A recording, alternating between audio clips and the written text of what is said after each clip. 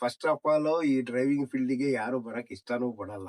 ನಮ್ಕಿಂತನೂ ಕಷ್ಟ ಅಂದ್ರೆ ಈ ತರಕಾರಿ ಹೊಡಿಯೋರು, ಮೀನ್ ಹೊಡಿಯೋ ಗಾಡಿಯವರು ಇದಾರಲ್ಲ, ಅವ್ರಂತಷ್ಟು ಕಷ್ಟ ಬೇರೆ ಯಾರಿಗೂ ಬರಲ್ಲ. ಅವ್ರಂತೂ ಅವ್ರ ಜೀವದ ಮೇಲೆ ಆಸೆ ಬಿಟ್ಟು ಅವ್ರ ಗಾಡಿ ಓಡಿಸ್ಬೇಕು. ನೀವು 30 ವರ್ಷದಿಂದ ಎಲ್ಲ ಗಾಡಿ ಓಡಿಸ್ತಾ ಇದ್ದಾಗ ಅವಾಗೆಲ್ಲ ಬಾಡಿಗೆಗಳೆಲ್ಲ ಹೇಗಿತ್ತು ಅಣ್ಣ? ಅವತ್ತು ಡೀಸೆಲ್ ಬೆಲೆ ಎಲ್ಲ ಭಾರಿ ಕಮ್ಮಿ ಇತ್ತು. ನಾನು 91 ಗಾಡಿ ಓಡಿಸ್ಬೇಕಾದ್ರೆ 91ರಿಂದ 96 ತನಕ 8 ರೂಪಾಯಿ, 6 ರೂಪಾಯಿಂದ 8 ರೂಪಾಯಿ ರೇಂಜ್ ತನಕ ಇತ್ತು. ಇವತ್ತು ಆ ರೇಂಜ್ ಇಲ್ಲ. ಅವತ್ತು ಏನಿತ್ತು ಗಾಡಿ 1.5 ಲಕ್ಷ ರೂಪಾಯಿ ಚಾಸಿ ಇತ್ತು, 60,000 ರೂಪಾಯಿ ಬಾಡಿ ಕ್ಯಾಬಿನ್ ಇತ್ತು, 2 ಲಕ್ಷ ರೂಪಾಯಿ ಗಾಡಿ ಆಗ್ಬಿಟ್ಟಿರೋದು. ಆದರೆ ಇವತ್ತಿಂದ ಹಂಗಲ್ಲ. ಇವತ್ತು ಈ 12 ವೀಲ್ ಗಾಡಿ ತೊಗೊಬೇಕಂದ್ರೆ 45 ಲಕ್ಷ ಬೇಕು. ಇದು ನಮ್ಮ ಮನೆ ದೇವರು ಅಂತಾನೆ ಕರಿಬೋದು, ನಮ್ಮ ಮನೆ ಬೆಳಕು ಅಂತಾನು ಹೇಳ್ಬೋದು ಇದನ್ನ, ವೆಹಿಕಲ್ನ.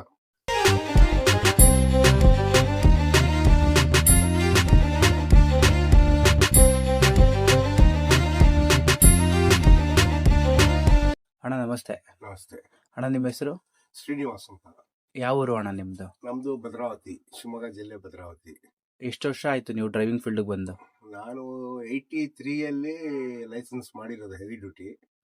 ಅದಕ್ಕಿಂತ ಮುಂಚೆ 4 ಇಯರ್ಸ್ ಕ್ಲೀನರ್ ಕೆಲಸ ಮಾಡಿ ಆಮೇಲೆ ಡ್ರೈವರ್ ಕೆಲಸಕ್ಕೆ ಬಂದಿರೋದು. ಆಲ್ಮೋಸ್ಟ್ ನೀವೊಂದು 30 ವರ್ಷದಿಂದ ಗಾಡಿ ಓಡಿಸ್ತಾ ಇದ್ದೀರಾ? ಖಂಡಿತ ಓಡಿಸ್ತಾ ಇದ್ದೀನಿ. ಹೇಗೆ ನೀವು ಡ್ರೈವಿಂಗ್ ಕಲ್ತಿದ್ದು ಅವಾಗ? ಅವಾಗ ನಮಗೆ ಒಂದು ಕ್ರೇಜ್ ಇತ್ತು, ಮನೇಲಿ ಒಂದು ಗಾಡಿ ಇತ್ತು ಸ್ವಂತ. ಹಾ. ಆ ಗಾಡಿಗಳು ಓಡಾಡೋದು, ಅದ್ರಲ್ಲಿ ಬರೋದು ಹೋಗೋದು ಮಾಡೋದು ಎಲ್ಲ ನೋಡ್ಬಿಟ್ಟು ನನಗೂ ಡ್ರೈವಿಂಗ್ ಅಲ್ಲಿ ಇಂಟ್ರೆಸ್ಟ್ ಬಂದು ಕಲಿತೆ. ಅವಾಗೆಲ್ಲ ಕ್ಲೀನರ್ ಕೆಲಸ ಕಂಪಲ್ಸರಿ 4 ವರ್ಷ 3 ವರ್ಷ ಮಾಡ್ಬೇಕಾಗಿತ್ತು. ಅವಾಗ ನಮ್ಮ ಗುರುಗಳಿಗೆಲ್ಲ ಅವ್ರು ಹೊಡ್ತಿದ್ದು, ಉಪವಾಸ ಇದ್ದು, ಕಷ್ಟಪಟ್ಟು ಎಲ್ಲ ರೀತಿ ಸಾಧಕ ಬಾಧಕಗಳನ್ನೆಲ್ಲ ಕಲಿತು ಆಮೇಲೆ ಡ್ರೈವಿಂಗ್ ಫೀಲ್ಡ್ಗೆ ಡ್ರೈವರ್ ಆಗಿ ಬಂದಿರೋದು ನಾವು. ನೀವು ಡ್ರೈವಿಂಗ್ ಫೀಲ್ಡ್ಗೆ ಬಂದಾಗಿಂದ ತುಂಬಾ ಲಾಂಗ್ ರೂಟ್ಗಳಂದ್ರೆ ಯಾವ್ಯಾವ ರೂಟ್ ಹೋಗಿದ್ದೀರಾ ಅಣ್ಣ? ತುಂಬಾ ಲಾಂಗ್ ಅಂದ್ರೆ ನಾನು ಈ ಕಡೆ ನಾಗ್ಪುರ್ ಮತ್ತೆ ಅಹಮದಾಬಾದ್ ಲಾಸ್ಟ್ ನಮ್ದು ನಾರ್ತ್ ಅಲ್ಲಿ.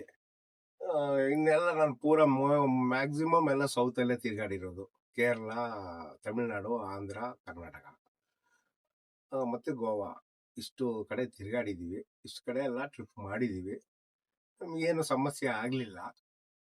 ಆದ್ರೆ ಸಮಸ್ಯೆಗಳು ಇದಾವೆ, ಅದು ಬಗೆಹರಿಸ್ಕೊಂಡು ಮಾಡ್ಬಿಟ್ರೆ ಒಳ್ಳೇದಾಗತ್ತೆ.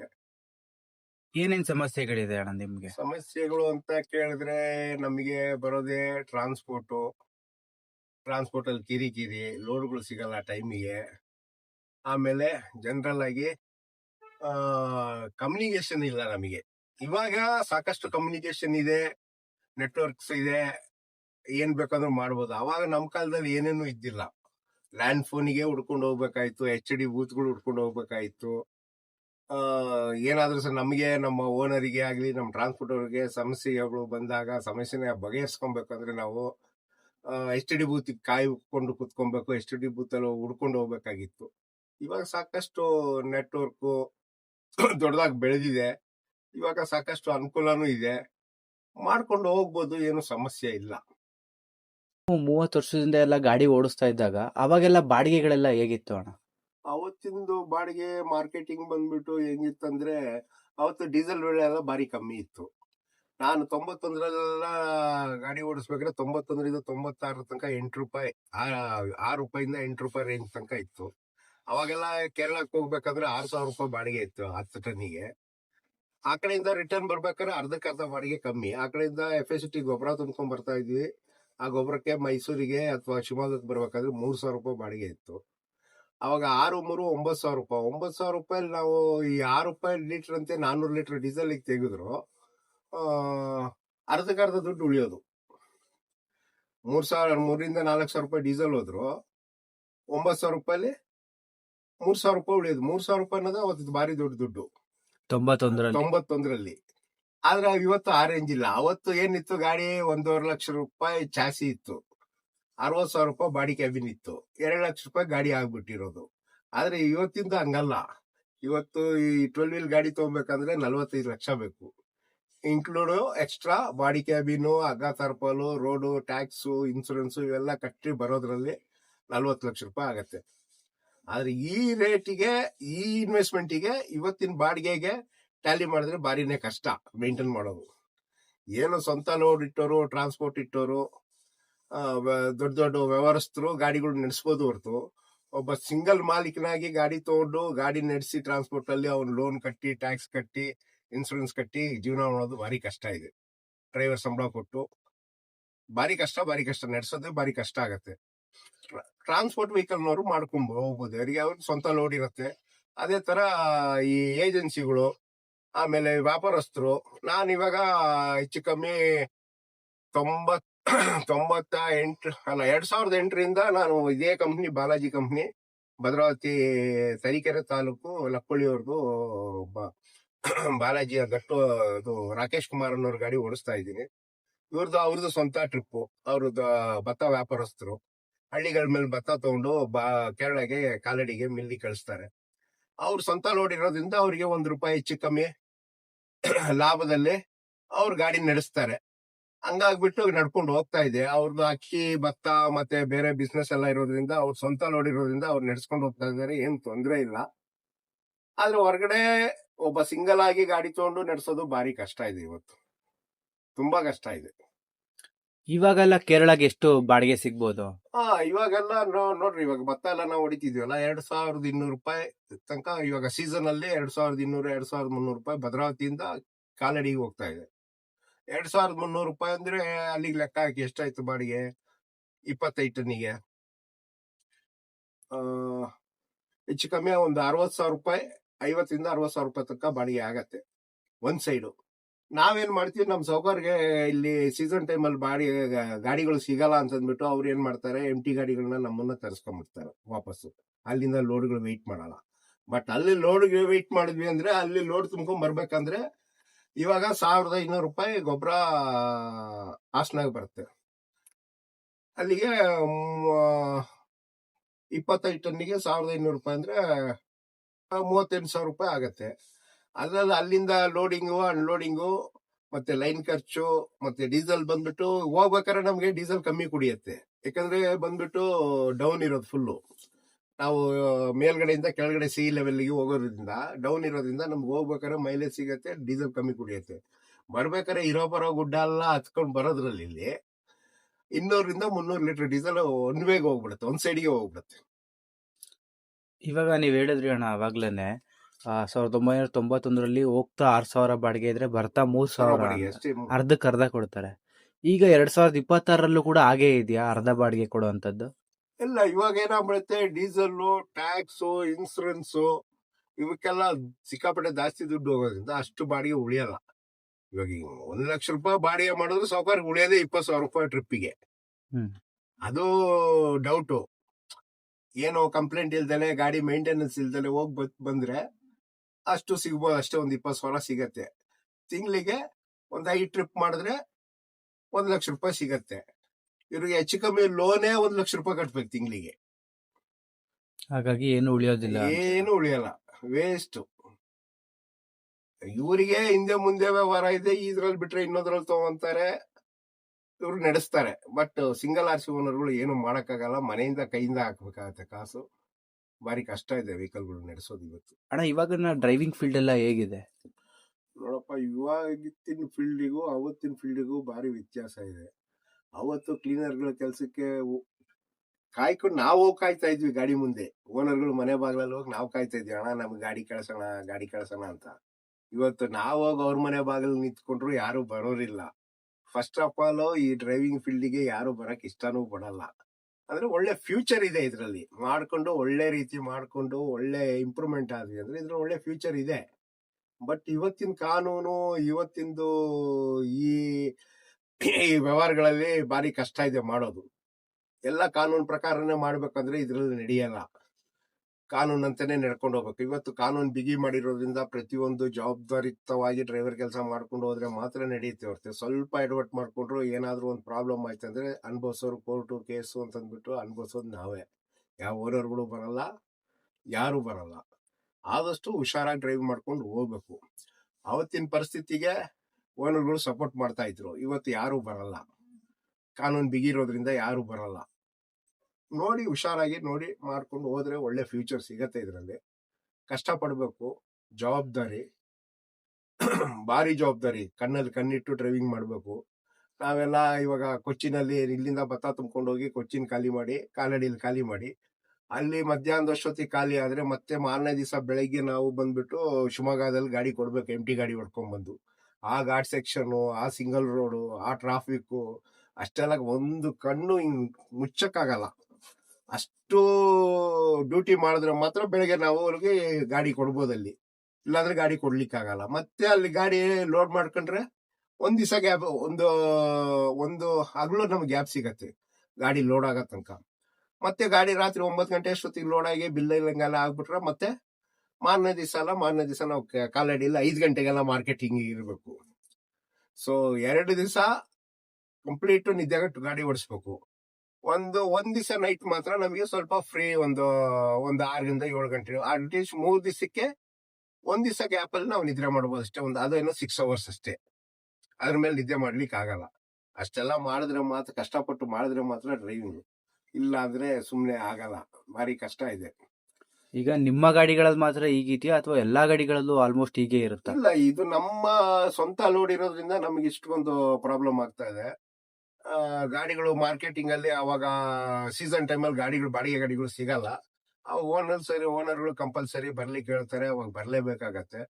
ಹಂಗಾಗಿ ನಾವು ಮಾಡ್ತಾ ಇದೀವಿ ಡ್ಯೂಟಿ. ಅದ್ರ ಜೊತೆ ಬೇರೆ ಟ್ರಾನ್ಸ್ಪೋರ್ಟ್ ವೆಹಿಕಲ್ ಗಳೆಲ್ಲ ಆತರ ಅಲ್ಲ. ಕೆಲವೊಂದು ಟ್ರಾನ್ಸ್ಪೋರ್ಟ್ ಗಳಲ್ಲಿ ನೈಟ್ ಅಲ್ಲಿ ಗಾಡಿ ಓಡಿಸಂಗಿಲ್ಲ ಅಂತಿದ್ದಾರೆ.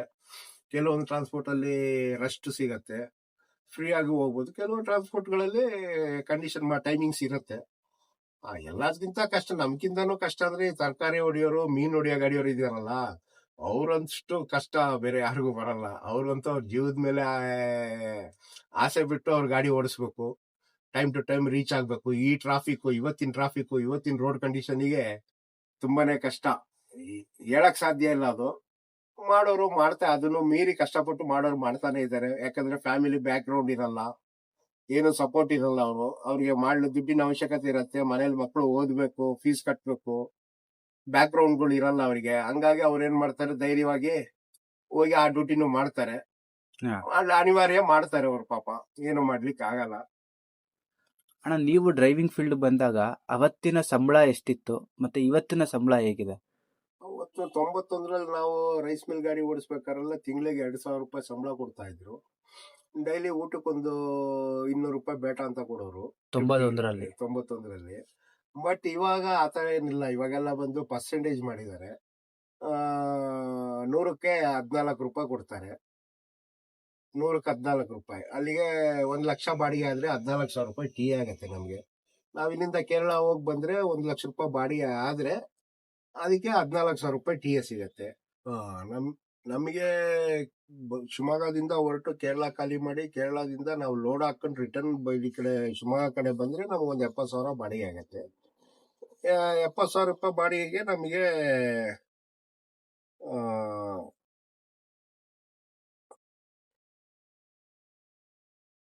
6 ಪ್ಲಸ್ ಅಲ್ಲ 7 ಪ್ಲಸ್ 8,000 ರೂಪಾಯಿ ಟೀ ಆಗತ್ತೆ. 8,000 ರೂಪಾಯಿ ಟೀ ಆಗತ್ತೆ 5 ದಿವಸಕ್ಕೆ. 5 ದಿವಸಕ್ಕೆ 8,000 ರೂಪಾಯಿ ಅಂದ್ರೆ ಅಲ್ಲಿಗೆ ತಿಂಗಳಿಗೆ 5 ಟ್ರಿಪ್ ಮಾಡಿದ್ರೆ ನಮ್ಗೆ 40,000 ರೂಪಾಯಿ ಪೇಮೆಂಟ್ ನಿಲ್ಲತ್ತೆ, ಖರ್ಚುಗಳದು. ಅವಾಗೆಲ್ಲ ಆತರ ಇದ್ದಿಲ್ಲ, ಆ ಸಿಸ್ಟಮ್ ಇದ್ದಿಲ್ಲ ಅವಾಗ. ಇವಾಗೆಲ್ಲ ಪರ್ಸೆಂಟೇಜ್ ಮಾಡಿರೋದ್ರಿಂದ ಇವಾಗ ಸ್ವಲ್ಪ ದುಡ್ಡು ಉಳಿಯತ್ತೆ. ಕಷ್ಟಪಟ್ಟು ಎಷ್ಟು ಮಾಡಿದ್ರು ನಾವು ಮಿನಿಮಮ್, ನಾವು ಒಂದ್ ಟೈಮ್ ಲೋಡ್ ಇರುತ್ತೆ, ಒಂದ್ ಟೈಮ್ ಎಂಟಿ ಬರ್ತೀವಿ, ಹೆಂಗ್ ಲೆಕ್ಕ ಹಾಕಿದ್ರು ನಮಗೆ ಮಿನಿಮಮ್ 50,000 ರೂಪಾಯಿ ಅಂತೂ ಕಂಪ್ಲೀಟ್ ಟ್ರಿಪ್ ಮಾಡಿದ್ರೆ 50,000 ರೂಪಾಯಿ ಟೋಟಲಿ ನಮ್ ಖರ್ಚುಗಳಂತೂ ಉಳಿಯತ್ತೆ ತಿಂಗಳಿಗೆ. ಖರ್ಚೆಲ್ಲ ಊಟ ತಿಂಡಿ ಖರ್ಚು, ಮತ್ತೆ ನಾವು ಎಕ್ಸ್ಟ್ರಾ ತಾರ್ಪಾಲ್ ಹಾಕಕ್ಕೆ ಅದಕ್ಕೆಲ್ಲ ನಾವು ಎಕ್ಸ್ಟ್ರಾ ಕೊಡ್ತೀವಲ್ಲ, ಅದೆಲ್ಲ ಓನರ್ ಲೆಕ್ಕ ಬರಲ್ಲ. ಅದೆಲ್ಲ ಸೇರಿಸ್ಕೊಂಡ್ರೆ ಆ ಖರ್ಚೆಲ್ಲ ತೆಗೆದ್ರು ನಮಗೆ ಎಲ್ಲ ಹೋಗಿ ಖರ್ಚು ಹೋಗಿ ನಮ್ಗೆ 50,000 ರೂಪಾಯಿ ಅಂತೂ ಉಳಿಯತ್ತೆ ತಿಂಗಳಿಗೆ. ಅವಾಗ ಈಗ ಕ್ಲೀನರ್ಗೆಲ್ಲ ಎಷ್ಟೇನ್ ಸ್ಯಾಲ್ರಿ ಸಿಗ್ತಾ ಇತ್ತು ಅವಾಗೆಲ್ಲ ಕ್ಲೀನರ್ಗೆಲ್ಲ ಭಾರಿ ಕಮ್ಮಿ ಅಪ್ಪ. ನಾವೇ ಕ್ಲೀನರ್ ಕೆಲಸ ಮಾಡ್ಬೇಕಾದ್ರೆ ತಿಂಗ್ಳಿಗೆ 300 ರೂಪಾಯಿ ಸಂಬಳಕ್ಕೆ ಮಾಡಿದೀವಿ ನಾವು. ಅದು ಅವಾಗ ಏನಂತಂದ್ರೆ, ಅವಾಗ ವೆಹಿಕಲ್ಗಳು ಕಮ್ಮಿ ಇರೋದು ರೋಡಲ್ಲಿ. ಅವಾಗ ಟ್ರಾನ್ಸ್ಪೋರ್ಟಿಗೆ ಪ್ಯಾಸೆಂಜರ್ ಬಸ್ಗಳ ಕಮ್ಮಿ ಇರೋದ್ರಿಂದ ರೂಟ್ ಬಸ್ಗಳೆಲ್ಲ ಜನ ಆದಷ್ಟು ಮೋಸ್ಟ್ ಲಾರಿನೇ ವೇಟ್ ಮಾಡಿ ಲಾರಿಗೆ ಹತ್ಕೊಂಡ್ ಬರೋರು. ಒಂದು ಚಾರ್ಜಸ್ ಕಮ್ಮಿ ಅಂತ, ಇನ್ನೊಂದು ಲಾರಿ ಡ್ರೈವರ್ಗಳು ಕೊಟ್ಟಷ್ಟು ಇಸ್ಕೊಂತಾರೆ ಅಂತ. ನಾವು ಅವಾಗ ಓನರ್ಗಳ ಸಂಬಳಕ್ಕೆ ನಾವು ಇಷ್ಟಪಡ್ತಿದ್ದಿಲ್ಲ. ಅವಾಗ ಏನಂದ್ರೆ ಪ್ಯಾಸೆಂಜರು, ಲಗೇಜು, ಈ ತರ ಹಳ್ಳಿಗಳ ಮನೆಗಳಲ್ಲಿ ಎಲ್ಲ ಸಣ್ಣ ಪುಟ್ಟ ವೆಹಿಕಲ್ಗಳಿತ್ತಿಲ್ಲ. ಎಲ್ಲ ರೈತರೆಲ್ಲ ಬಂದು ರೋಡಲ್ಲೇ ತರಕಾರಿ ಪೂಟೆ ಹಾಕೊಂಡ್ ಕಾಯೋರು. ನಮಗೆ ಅದೇ ಸಾಕಷ್ಟು ದುಡ್ಡು ಸಿಗೋದು ಆ ಟೈಮಲ್ಲಿ. ಆದ್ರೆ ಇವಾಗೆಲ್ಲ ಆತರ ನಡೆಯಲ್ಲ. ಯಾಕಂದ್ರೆ ಹಳ್ಳಿಗೂ ಆಟೋ ಹಳ್ಳಿಗೂ ಟ್ಯಾಕ್ಸಿ ಮತ್ತೆ ಈ ಸಣ್ಣ ಗಾಡಿಗಳು ಇರೋದ್ರಿಂದ ಲಗೇಜ್ಗಳೆಲ್ಲ ಅವರು ಅಲ್ಲಿಂದ ತಗೊಂಡ್ಬಂದು ರೋಡಿಗೆ ಹಾಕೊಂಡು ರೋಡಿಂದ ಮತ್ತೆ ಲಾರಿ ಮೇಲೆ ಹಾಕಿ ಅದನ್ನ ತೊಗೊಂಡು ಬೇರೆ ಕಡೆ ಇಳಿಸಿ ಮಾರ್ಕೆಟ್ ಇಳಿಸಿ ಎಲ್ಲ ಡ್ಯಾಮೇಜ್ ಆಗ್ಬಿಡುತ್ತೆ. ಇವಾಗ ಪ್ರತಿಯೊಂದು ಹಳ್ಳಿಯಲ್ಲಿ ರೈತರಿಗೆ ಅವರವರೇ ಸ್ವಂತ ಒಂದು ಸಣ್ಣ ಸಣ್ಣ ಗಾಡಿ ಇಟ್ಕೊಂಡಿದ್ದಾರೆ. ಆ ಗಾಡಿಯಲ್ಲಿ ಡೈರೆಕ್ಟ್ ಆಗಿ ಲೋಡ್ ಮಾಡ್ಕೊಂಡು ಮಾರ್ಕೆಟಿಂಗ್ ಹೋಗ್ಬಿಡ್ತಾರೆ. ನಮ್ಗೆ ಆ ತರ ಏನು ವರಮಾನ ಸಿಗಲ್ಲ, ಆ ತರ ಕಾಯೋದಿಲ್ಲ. ಇವಾಗೆಲ್ಲ ಏನು ಪರ್ಸೆಂಟೇಜ್ ಮಾತಾಡಿರ್ತಾರೆ, 1000ಕ್ಕೆ 140 ರೂಪಾಯಿಗೆ ಎಷ್ಟು 1000 ರೂಪಾಯಿ ಬಾಡಿಗೆ ಆಗುತ್ತೆ ಅಷ್ಟು ಬಾಡಿಗೆಗೆ ನಮಗೆ ಓನರು ಪೇಮೆಂಟ್ ಕೊಟ್ಬಿಡ್ತಾರೆ. ಅದ್ರಲ್ಲಿ ನಮ್ದು ಊಟ ತಿಂಡಿ ಖರ್ಚು ಮೇಲೆ ಎಕ್ಸ್ಟ್ರಾ ಅವೆಲ್ಲ ಖರ್ಚೆಲ್ಲ ಕಳ್ಕೊಂಡು ನಮಗೆ ಒಂದು ತಿಂಗಳಿಗೆ ಒಂದು 40,000 ರಿಂದ 50,000 ತನಕ ನಾವು ಟ್ರಿಪ್ ಮಾಡ್ದಂಗೆ. ಚೆನ್ನಾಗಿ ಟ್ರಿಪ್ ಮಾಡಿದ್ವಿ ಅಂದ್ರೆ 50,000 ಸಿಗತ್ತೆ. ಟ್ರಿಪ್ ಕಮ್ಮಿ ಮಾಡಿದ್ರೆ 40,000 ರೂಪಾಯಿ ಅಂತೂ ಸಿಗತ್ತೆ ಸ್ಯಾಲ್ರಿ ನಮಗೆ ಸಿಂಗಲ್ ಒಬ್ಬರಿಗೆ. ಈಗ ನೀವು ಆಲ್ಮೋಸ್ಟ್ ಅಣ್ಣ ಒಂದು 30 ವರ್ಷದಿಂದ ಡ್ರೈವಿಂಗ್ ಫೀಲ್ಡಲ್ಲಿ ಇದ್ದೀರಾ ಅಲ್ವಾ? ಈಗ ನೀವು ಡ್ರೈವಿಂಗ್ ಫೀಲ್ಡ್ಗೆ ಬಂದಾಗಿಂದ ನಿಮಗೆ ಈ ಫೀಲ್ಡಲ್ಲಿ ಖುಷಿ ಇದೆಯಾ ನಿಮಗೆ? ಖಂಡಿತ ಇದೆ. ನಾನಿದು ಇಷ್ಟಪಟ್ಟು ಬಂದಿರೋದು, ಅದರಿಂದ ನನ್ಗೆ ಖಂಡಿತ ಖುಷಿ ಇದೆ. ಕಷ್ಟನೂ ಇರುತ್ತೆ, ಸುಖನೂ ಇರುತ್ತೆ. ಕಷ್ಟ ಬಂದಾಗ ನಾವು ಗಾಡಿಗೆ ಹೋಗಲ್ಲ, ಮನೇಲಿ ಕುತ್ಕೊಂತೀನಿ ಅಂದ್ರೆ ಆಗಲ್ಲ. ಕಷ್ಟ ಬಂದಾಗ್ಲೂ ಮಾಡ್ಬೇಕು, ಸುಖ ಇದ್ದಾಗ್ಲೂ ಮಾಡ್ಬೇಕು. ನನಗಂತೂ ಡ್ರೈವರ್ ಕೆಲಸದಲ್ಲಿ ನನಗೆ ಇದು ಒಂದು ಇಂಟ್ರೆಸ್ಟ್ ಇಂದ ಬಂದಿರೋದ್ರಿಂದ ನನ್ಗೆ ಸಣ್ಣ ವಯಸ್ಸಿಂದಾನೇ ಇದ್ರ ಒಂದು ಹಾಬಿ ಆಗ್ಬಿಟ್ಟಿತ್ತು ನನಗೆ ಡ್ರೈವಿಂಗ್ ಅಲ್ಲಿ. ಹಂಗಾಗಿ ಡ್ರೈವಿಂಗ್ ಡಿಪಾರ್ಟ್ಮೆಂಟಿಗೆ ಬಂದೆ, ನಾನು ಕಲಿತೆ. ಇವತ್ತಿಗೂ ನಾನು ಇಷ್ಟಪಟ್ಟು ಗಾಡಿ ಓಡಿಸ್ತಾ ಇದ್ದೀನಿ, ಇಷ್ಟಪಟ್ಟು ಡ್ಯೂಟಿ ಮಾಡ್ತಾ ಇದ್ದೀನಿ, ಇಷ್ಟಪಟ್ಟು ಇದಕ್ಕೆ ಗೌರವನೂ ಕೊಟ್ಟು ಮರ್ಯಾದೆನೂ ಕೊಟ್ಟು ಇದನ್ನ ದೇವ್ರ ತರ ನಾನು ನೋಡ್ಕೊಳ್ಳೋದ್ರಿಂದ ಇದು ನಮ್ಮ ಮನೆ ದೇವರು ಅಂತಾನೆ ಕರಿಬೋದು, ನಮ್ಮ ಮನೆ ಬೆಳಕು ಅಂತಾನು ಹೇಳ್ಬೋದು ಇದನ್ನ ವೆಹಿಕಲ್ನ. ಯಾಕಂದ್ರೆ ನಾನು ಇಷ್ಟಪಟ್ಟು ಬಂದಿರೋದ್ರಿಂದ ಇಷ್ಟಪಟ್ಟು ಮಾಡ್ತಾ ಇದ್ದೀನಿ. ನಾನು ಏನು ತೊಂದರೆ ಆಗಿಲ್ಲ. ತೊಂದರೆ ಸಣ್ಣ ಪುಟ್ಟ ಬರ್ತಾವೆ, ಕಷ್ಟನೂ ಬರ್ತವೆ, ಎಲ್ಲ ಬರ್ತವೆ. ಎಲ್ಲದನ್ನು ಸಹಿಸ್ಕೊಂಡು ಹೋದ್ರೆ ಮಾತ್ರ ವೆಹಿಕಲ್ ನಮ್ಮನ್ನ ಕೈ ಹಿಡಿಯೋದು. ನಾವು ಅದನ್ನ ಅನುಸರಿಸ್ಕೊಂಡು ಮಾಡ್ಕೊಂಡು ಹೋಗ್ಬೇಕು ಡ್ಯೂಟಿನ. ಆಫೀಸರ್ ಪೋಸ್ಟ್ ಅಲ್ಲ, ನಾವು ಮನೆಯಲ್ಲಿ ಟೇಬಲ್ ಅಲ್ಲಿ AC ಅಲ್ಲಿ ಕುತ್ಕೊಳಕ್ಕೆ ಇದು ತುಂಬಾನೇ ಕಷ್ಟ. ಹಗಲು ರಾತ್ರಿ ನಿದ್ದೆ ಕಟ್ಟು ಗಾಡಿ ಓಡಿಸ್ಬೇಕು, ಸೆಕೆ, ಹೀಟು, ಆ ಘಾಟ್ ಸೆಕ್ಷನ್, ಆ ಪ್ರಾಣಿಗಳ ಕಾಟ ಎಲ್ಲ ಮಾಡ್ಕೊಂಡು ಬಂದು ಮಾಡಿದ್ರೆ ಆಗತ್ತೆ, ಒಳ್ಳೇದಾಗತ್ತೆ, ಏನ್ ತೊಂದ್ರೆ ಇಲ್ಲ. ಈಗ ಆಫೀಸರು ನೀವು ಹೇಳಿದ್ರಿ, ಆಫೀಸರ್ಗಳು ಕೂಡ 50,000 ತಗೊಳೋದ್ ಕಷ್ಟ ಇದೆ ಇವತ್ತಿನ ಇದ್ರಲ್ಲಿ. ಇವತ್ತು ಸಾಫ್ಟ್ವೇರ್ ಮಾಡಿ ಅದು ಮಾಡಿ ಇದು ಮಾಡಿ ನಮ್ದು ವರ್ಕಿಗೆ ಭಾರಿ ಕಷ್ಟ ಇದೆ. ಅವ್ರಿಗೂ ನಮಗೂ ಕಂಪೇರ್ ಮಾಡ್ಲಿಕ್ಕೆ ಆಗಲ್ಲ. ನಮ್ದು ಸೇವೆನೇ ಹಾರ್ಡ್ ವರ್ಕ್. ಹೌದು. ನಾವು 2 ಗಂಟೆ ಟೈಮ್ 3 ಗಂಟೆ ಟೈಮ್ ನಿದ್ದೆ ಮಾಡ್ತೀವಿ ನಾವು. ಇವಾಗಲೇ ನಾನು ತೂತುಗುಡಿ ಹೋಗಿ ಬಂದ. ಈಗ ತಮಿಳ್ನಾಡಿಂದ ಭತ್ತ ಕೇರಳ ತೊಗೊಂಡೋಗಿ ಖಾಲಿ ಮಾಡಿ, ಕೇರಳದಿಂದ MT ಲೋಡ್ ಸಿಗ್ಲಿಲ್ಲ ನಮಗೆ. MT ತೂತುಗುಡಿಗೆ ಹೋದೆ. ತೂತುಗುಡಿಗೆ ಹೋದಾಗ MT ರಾತ್ರಿ ನಿದ್ದೆ ಇಲ್ಲ, ಕೇರಳಗೆ ಹೋದಾಗ ರಾತ್ರಿ ನಿದ್ದೆ ಇಲ್ಲ. ಮತ್ತೆ ಅಲ್ಲಿ ಕೇರಳದಲ್ಲೇ ಒಂದು 2 ನೈಟ್ ನಾವು ಮಲಗಿದ್ವಿ, ಲೋಡ್ ಸಿಗ್ಲಿಲ್ಲ ಅಂತ ಅಲ್ಲಿ ಮಲಗಿದ್ವಿ. ಅದು ಬಿಟ್ಟರೆ ಮತ್ತೆ ಅಲ್ಲಿಗೆ ಹೋದ್ವಿ, ಫುಲ್ ನಿದ್ದೆ ಇಲ್ಲ. ಮತ್ತೆ ಅಲ್ಲಿಂದ ಬಂದ್ವಿ, ನಿದ್ದೆ ಇಲ್ಲ. ನಿನ್ನೆ ವರ್ಕ್ಶಾಪ್ ಅಲ್ಲಿ ಕೆಲಸ ಮಾಡಿಸ್ಬಿಟ್ಟು ಸಂಖ್ಯೆಗಿರಿಲ್ಲ, ಅಲ್ಲಿಂದ ಬಂದೆ, ನಿದ್ದೆ ಇಲ್ಲ. 2 hours 3 hours ನಿದ್ದೆ ನಮ್ದು ಅಷ್ಟೇ. 24 hours ರೆಸ್ಟ್ ಅನ್ನೋದೇ ಸಿಗೋದು ನಮಗೆ. ಇವತ್ತಿನ ಹುಡುಗರೆಲ್ಲ ಯಾರು ಮಾಡೋದು ಕಷ್ಟ ಇದೆ. ಈಗ ಹೊಸದಾಗಿ ಡ್ರೈವಿಂಗ್ ಫೀಲ್ಡ್ ಬರೋರಿಗೆ ನೀವೇನ್ ಸಜೆಸ್ಟ್ ಮಾಡ್ತೀರಾ ಅಣ್ಣ? ಅದು ಹೆವಿ ವೆಹಿಕಲ್ ಅಲ್ಲಿ ಮಾಡ್ಬೇಕಂದ್ರೆ ಭಾರಿ ಜವಾಬ್ದಾರಿ ಬೇಕು, ಭಾರಿ ಕಷ್ಟನೂ ಪಡ್ಬೇಕು.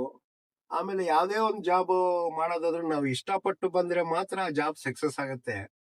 ಇಲ್ಲ ಏನೋ ಕಲಿಬೇಕು, ಏನೋ ಮಾಡ್ಬೇಕು ಅಂತ ಬಂದ್ವಿ ಅಂದ್ರೆ ಅದು ಸಕ್ಸಸ್ ಆಗಲ್ಲ. ಬರ್ಬೋದು, ಈ ಫೀಲ್ಡಿಗೆ ಬರ್ಬೋದು, ಕಷ್ಟಪಟ್ಟು ದುಡಿಬೇಕು ಅನ್ನೋದು ಜವಾಬ್ದಾರಿಯಿಂದ ನಾವು ಮಾಡ್ಕೊಂಡು ಹೋಗ್ತೀನಿ ಅನ್ನೋದಾದ್ರೆ ಈ ಫೀಲ್ಡ್ ಅಲ್ಲಿ ಬಂದು ವರ್ಕ್ ಮಾಡ್ಬೋದು, ಏನ್ ತಪ್ಪಾಗಲ್ಲ.